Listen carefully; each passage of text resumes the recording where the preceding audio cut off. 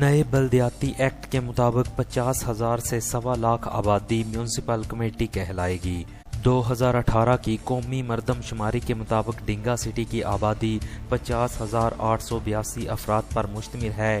اس act کے مطابق بلدیہ ڈنگا کو بدستور میونسپل کمیٹی کا درجہ حاصل رہے گا۔ میونسپل کمیٹی میں 14 جنرل کونسلر، 1 اقلیتی کونسلر، 2 خواتین، 1 worker councillor, 1 youth councillor, 1 senior citizen, 1 تاجر کونسلر کا انتخاب ہوگا۔ میونسپل کمیٹی کا سربراہ میئر کہلائے گا، جبکہ اس کے ساتھ ڈپٹی میئر کا انتخاب ہوگا۔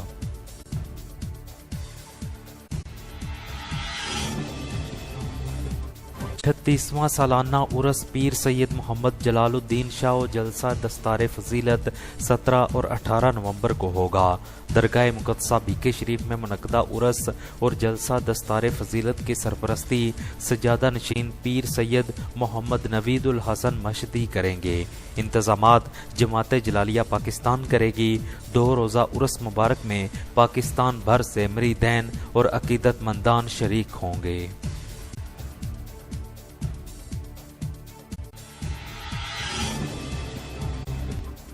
محمد صدیق بھٹ مرحوم کی اہلیہ ساجد حسین بھٹ، امجد حسین بھٹ اور واجد حسین کی والدہ انتقال کر گئیں۔ ان کے نماز جنازہ قبرستان پسوالہ میں علامہ قاری ریاض احمد صدیقی نے پڑھائی۔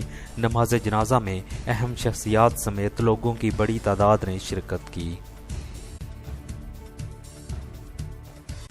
گرینڈ سٹی کھاریاں، جس کا آپ ہمیشہ خواب دیکھتے رہے، مین جی ٹی روڈ پر واقع، تمام تر ضروریات زندگی دستیاب، جہاں آپ کو ملے کشادہ سڑکیں، theme park, grand mosque, roots international school, horse and saddle club, 24/7 electric supply اور سیکیورڈ گیٹڈ کمیونٹی، 3، 5، 7، 10 مرلہ، 1 اور 2 کنال کے رہائشی اور کمرشل پلاٹس، بکنگ صرف 2.5 لاکھ روپے سے۔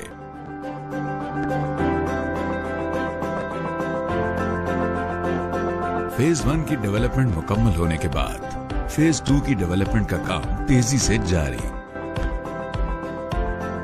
ٹی ایم اے اور نیا پاکستان سے منظور شدہ۔